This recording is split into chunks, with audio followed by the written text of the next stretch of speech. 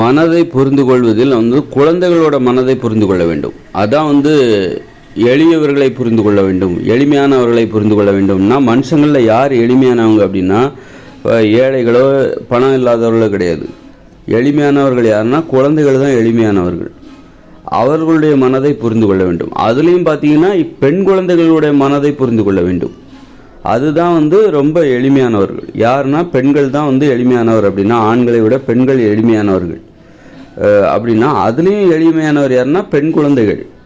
அதனால் அவர்களுடைய உணர்வுகளை புரிந்து கொள்ள வேண்டும். அதனால தான் பெண் குழந்தைகளை சுதந்திரமாக வாழ விடணும் அப்படிங்கிற, ரொம்ப சுதந்திரமாக அவங்கள வாழ விடணும். அவங்க என்ன பண்ணுவாங்கன்னா மற்றவங்கள வழி நடத்துவாங்க. பெண் குழந்தைகளை சுதந்திரமாக வாழ விடும்போது அவங்க பெற்றவங்களே வளர்ப்பாங்க. பெற்றவங்களை வளர்க்குற அந்த சுதந்திரம், அவர்களுக்கு சுதந்திரத்தை கொடுக்கும்போது பெண் குழந்தைகளை நீ அதை பண்ணாத இதை பண்ணாத, அவங்கள எப்படி கூப்பிடு, மரியாதை வாங்க பொங்கன்னு கூப்பிடு, இப்படி எதுவுமே சொல்லாமல் அவர்களை சுதந்திரமாக வளர்க்கும்போது அவங்ககிட்ட இருந்து ஒரு குணம் வரும். என்ன குணம்னா ஒரு பண்பு, ஒரு இயல்பு. அதுதான் என்னென்னா அவர்கள் பெரியவர்களாக நடந்து கொள்வார்கள். பெரியவர்களாக நடந்து கொண்டு தனது பெற்றோர்களையே வழி நடத்துவார்கள். தனது பெற்றோர்களுக்கு கட்டளை பிறப்பிப்பார்கள். தனது பெற்றோர்களை கண்டிப்பார்கள், திட்டுவாங்க, அடிப்பாங்க. அடித்து இது தப்பு அது தப்பு அப்படின்னு சொல்லுவாங்க. அந்த திறன் அவர்களுக்கு உண்டு. அதனால் மென்மையானவர்கள் யாருன்னா எளிமையான பெண்கள். மென்மையானவங்க எளிமையானவங்க. அதுலேயும் யார் மென்மையானா பெண் குழந்தைகள். அவங்க தான் மென்மையானவங்க. அதனால் அவங்களுடைய உணர்வுகளை புரிஞ்சிக்கும் போது தான் பெண் குழந்தைகளை பற்றியே பெண்ணோட இயல்பையே தெரிஞ்சிக்க முடியும். இவங்க பெண் குழந்தைகளையே புரிஞ்சிக்காமல் சின்ன வயசுலேயே பெண் குழந்தைகளை அடித்து திட்டி அவமானப்படுத்தி அடக்கி ஒடுக்கி வளர்க்கும்போது பெண்ணின் இயல்புன்னா என்னன்னே தெரியாமல் போச்சு.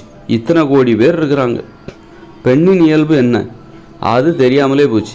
பெண்களோட இயல்பு பெரியவர்களோட இயல்பு. பெரியவர்களாக பிறக்கிறார்கள். அவர்கள் பிறக்கும் போதே பெரியவர்களாக பிறக்கிறார்கள், பெற்றோர்களாக பிறக்கிறார்கள். பெண் குழந்தைகளுக்கு அம்மா கிடையாது, அப்பா உண்டு. அம்மாங்கிறவர் பெரியவர் கிடையாது, பெண்களை விட பெரியவர் கிடையாது. அம்மா என்பவர் பெண்ணை விட சிறியவர். அப்பா என்பவர் பெண்களை விட சிறியவர். சிறிய உறவு முறை. ஒரு அப்பா என்கிறவருக்கு பெண் என்றாலே அவர்கள் பெரியவர்கள் தான். அதனால் மகள் என்றால் மகளோ தங்கச்சியோ அம்மாவோ அக்காவோ அத்தையோ யாராக இருந்தாலும் ஆண்களுக்கு அனைத்து பெண் உறவு முறைகளுமே பெரியவர்கள் தான். அதனால் அந்த வகையில் பெண்கள் பிறக்கும் போதே பெரியவர்களாக பிறக்கிறார்கள். அதனால் பெண்களுக்கு பிறக்கும்போது அம்மா கிடையாது, அம்மா என்கிற உறவு கிடையாது. அவர்கள் தான் அம்மாவாக பிறக்கிறார்கள். அவர்களுக்கு மகள் என்கிற உறவு தான் உண்டு. தனது மகளை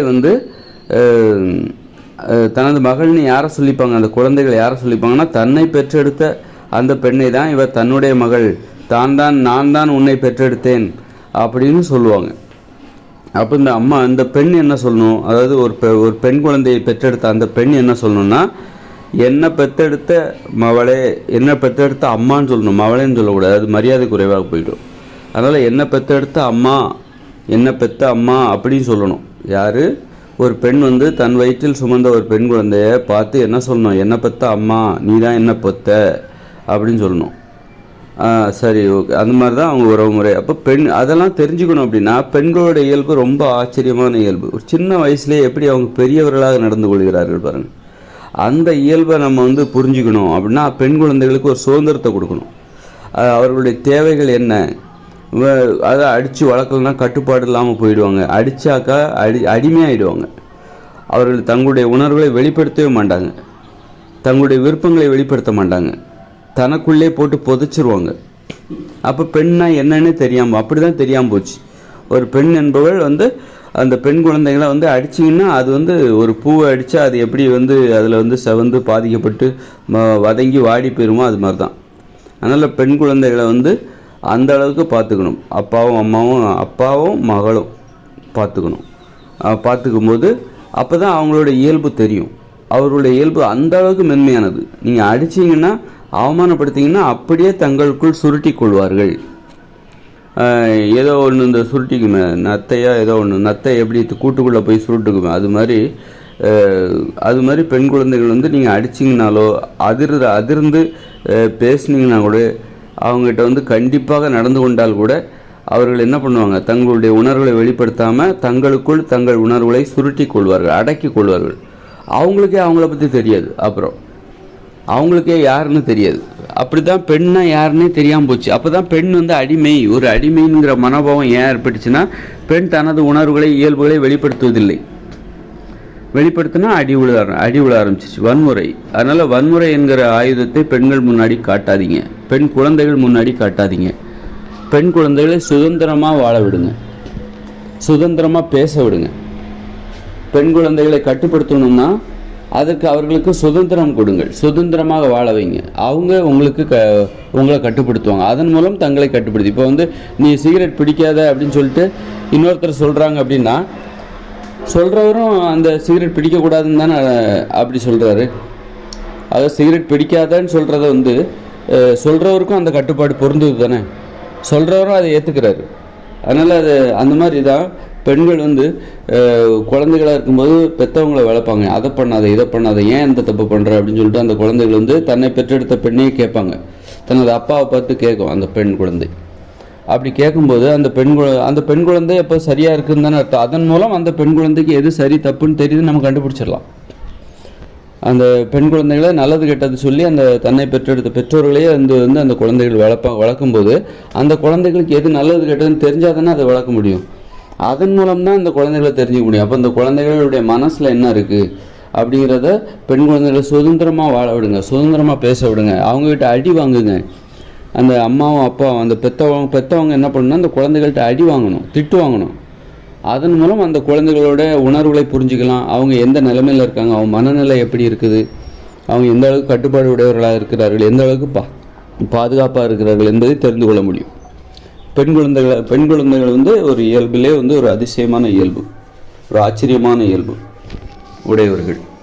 அதை நாம் இன்னும் தெரிஞ்சிக்காமலே இருக்கோம். அதான் அறியாமை, அதான் மூடணும். அதான் வந்து இன்றைக்கி அவங்கள பற்றி நம்ம நினச்சிட்டு இருக்கோம்ல, பெண் குழந்தைகளுக்கு வந்து அடக்கி ஒடுக்கி அடக்க ஒடுக்கமாக இரு, இப்படி இரு அப்படி இரு, பேசாத, பெரியவங்க இப்படியெல்லாம் சொல்கிறோம்ல. இதான் இந்த நம்பிக்கை தான் மூட நம்பிக்கை. இப்படி தான் வளர்க்கணும்னு நினைக்கிறோம் பாருங்கள், அதுதான் மூட நம்பிக்கை. பெண்களோட இயல்பை தெரிஞ்சிக்காமல் இருக்கும் பாருங்கள், பெண்ணின் இயல்பு, அந்த பெண் குழந்தையின் இயல்பு அதை தெரிஞ்சிக்காமல் இருக்கும் பாருங்கள், அதுதான் அறியாமை. அதுதான் வந்து அப்போ வந்து பெண்ணை பற்றி தெரியலன்னா பெண்கிறவ யார், அது ஒரு உடல். பெண் என்பது ஒரு உடல், அந்த உடலை பற்றியே தெரிஞ்சிக்கல, ஒரு உடலுடைய உணர்வுகளை பற்றியே தெரிஞ்சிக்கல, அறியாமை, உடலை பற்றி அறியாமை. அதுதான் வந்து நோய்களாக மாறுகிறது. பெண்ணிற்கே தனது உடலை பற்றி தெரிஞ்சிக்கல, தனது உணர்வுகளை பற்றி அதுதான் பெண்ணின் உடலில் ஏற்படுகிற நோய்களுக்கு காரணமாக இருக்கிறது. இப்போ ஆண் வந்து பெண்ணிடம் போய் அதட்டுறான், அடக்கிறான், அடிமைப்படுத்துகிறான் அப்படின்னா ஒரு ஆண் எப்படி பெண்ணிடம் நடந்து கொள்ளணுங்கிறது கூட அந்த ஆணுக்கு தெரியல. பெண்ணிடம் ஆண் பணிவாக நடந்து கொள்ள வேண்டும், அந்த ஆணுக்கும் தன்னை பற்றி தெரியல. அப்போ ஒரு ஆணின் இயல்பை பற்றியும் நமக்கு தெரியல, ஒரு பெண்ணின் இயல்பை பற்றியும் நமக்கு தெரியல. இதுதான் அறியாமை. ஆண்னா அவன் அடக்குவான், ஒடுக்குவான், அடிமைப்படுத்துவான் நம்ம நம்புகிறோம் பாருங்க, அதுதான் மூட நம்பிக்கை. அந்த நம்பிக்கை தான் மூட நம்பிக்கை. ஆக இப்படி அப்போ ஒரு ஆணின் இயல்பை பற்றி நமக்கு தெரியல, ஒரு பெண்ணின் இயல்பை பற்றி நமக்கு தெரியல. ஒரு ஆண்னா யார், அது ஒரு உடம்பு. ஆண் என்பது ஒரு உடம்பு, ஆண் உடம்பு. பெண் என்றால் யார், அது ஒரு உடம்பு. அப்போ பெண் உடம்பு. அது பெண்ணின் உடம்பை பற்றியும் தெரியல, ஆணின் உடம்பை பற்றியும் தெரியல. அதுதான் நோயாக மாறுகிறது. உடம்பை பற்றிய அறிவு இல்லாமை, அறியாமை, உடல் உணர்வுகளை அறியாமை, அதுதான் வந்து நோய்களாக மாறுகிறது. அதுதான் குற்றங்களாக மாறுகிறது. கோபம், உணர்வுகளை புரிஞ்சிக்க முடியல, பெண்களை புரிஞ்சிக்க முடியல அப்படின்னு சொல்லிட்டு பெண்ணின் மீது வன்முறை ஏவுறது யார், ஆண். அந்த வன்முறையை ஏவுறதே ஒரு அறியாமை தான். ஏன்னா ஆண் வந்து பணிவாக நடந்து கொள்ள வேண்டியவன், பெண்ணிடம் பணிவாக அடக்கமாக ஒடுக்கமாக நடந்து கொள்ள வேண்டியவன். அதுவே அவனுக்கு தெரியல. இந்த மாதிரி உடல் உணர்வுகளை பற்றிய அறியாமை தான் நோய்களுக்கு காரணமாக இருக்கிறது. அது எப்படிப்பா உடம்பை பற்றி தெரியலன்னா நோய் வந்துடுமா? ஒரு ஆணின் உடம்பை பற்றி ஆணுக்கோ பெண்ணுக்கோ தெரியலன்னா, அவனுடைய இயல்பு அவன் இதெல்லாம் பற்றி தெரியலைன்னா, இயற்கையான இயல்பை பற்றி நான் சொல்கிறேன். அது மாதிரி பெண்ணின் இயல்பு, இயற்கையான இயல்பு என்னன்னு தெரியலன்னா உடம்புல நோய் வந்துடுமா? அது எப்படி நோய் வரும்னு கேட்கலாம். ஒரு வண்டி ஓட்டுறீங்க, அந்த வண்டியை ஓட்ட தெரியலன்னா, ஓட்ட தெரியாமல் ஓட்டினா உங்கள் வண்டியே ஓட்ட தெரியாது. நீங்கள் சைக்கிள் ஓட்டுறீங்க, சைக்கிள் இதுக்கு முன்னாடி ஓட்டவே கற்றுக்கல அப்படின்னா சைக்கிள் ஓட்டினா என்ன ஆகும், கீழே தான் விழுந்து விபத்துகள் ஆகிடும். அது மாதிரி நீங்கள் ஒரு மோட்டார் பைக் எடுத்து ஓட்டுறீங்க, உங்களுக்கு வண்டியே ஓட்ட தெரியாது, ஆனால் ஓட்டுறீங்க அப்படின்னா என்ன, விபத்து ஏற்பட்டு அடிபடும். அது மாதிரி தான் ஆக்சிடெண்ட் ஆகும்ல. ஒரு கார் ஓட்டுறீங்க, ஒரு டாக்ஸி எடுத்து ஓட்டுறீங்க, அவங்கன்னா உங்களுக்கு ஓட்டவே தெரியாது, சும்மா ஏதோ ஓட்டுறாங்கன்னு சொல்லிட்டு ஓட்டுறீங்க, என்ன ஆகும்? விபத்து ஏற்படுமா ஏற்படாது? அடிபடுமா இருக்காது? அதே தான் இந்த உடம்பை வச்சு நம்ம வாழ்கிறோம் அப்படின்னா, இந்த உடம்பு எப்படி நம்ம பேசுகிறோம், ஒருத்தர்கிட்ட பேசுகிறோம், நம்ம பெரியவங்ககிட்ட எப்படி பேசணும் தெரிஞ்சுக்கணும்ல. பெரியவங்ககிட்ட பேச தெரியாமல் பேசினா என்ன ஆகும்? பெரியவங்கிறது ஒரு வண்டி, சின்னவங்கிறது ஒரு வண்டி, சின்ன வண்டி. அப்போ எல்லார்ட்டையும் எப்படி நடந்துக்கணும்? பெண் என்பது அது ஒரு வண்டின்னு வச்சுக்கோங்க, இப்போ ஆண் என்பது அது ஒரு வண்டி, அது ஒரு வாகனம். அப்போ அதை நம்ம ஓட்ட தெரியணும், எப்படி அந்த பயன்படுத்த தெரியணும், இயக்க தெரிய வேண்டும். அப்போ தான் அந்த வாகனத்தில் விபத்து இல்லாமல் பயணிக்க முடியும், விபத்து இல்லாமல் பேச முடியும், அன்பு செலுத்த முடியும். அன்பு செலுத்துறதுக்கு கூட தெரிஞ்சிருக்கணும் அவங்களுடைய இயல்பு. பெரியவர்களிடம் அன்பு செலுத்தும் போது அவங்ககிட்ட எப்படி நடந்துக்கணும்? பணிவாக பேசணும், அமைதியாக பேசணும். இல்லைன்னா என்னாகும்? அது அன்பாக இருக்காது. அதனால் பெண்ணிடம் எப்படி நடந்து கொள்ள வேண்டும் அப்படின்னா அவங்கள பற்றி தெரிஞ்சுக்கணும். தெரியலைன்னா என்னாகும்? வன்முறை வணிச்சிடும், கோபம் வரும், குழப்பம் வரும், இந்த மாதிரிலாம் நோய் வந்துடும். மனசில் அமைதி இல்லாமல் போய் வெறுப்பு அப்புறம் சோம்பேறியாகி உடற்பயிற்சி செய்யணும், வாழ்க்கையே நமக்கு பிடிக்காமல் போயிடும். அந்த மாதிரி தான் நோய் வர்றதுக்காரன். கண்டதையும் சாப்பிட்டுட்டு அப்படியே அந்த மாதிரி நோய் வந்துடும்.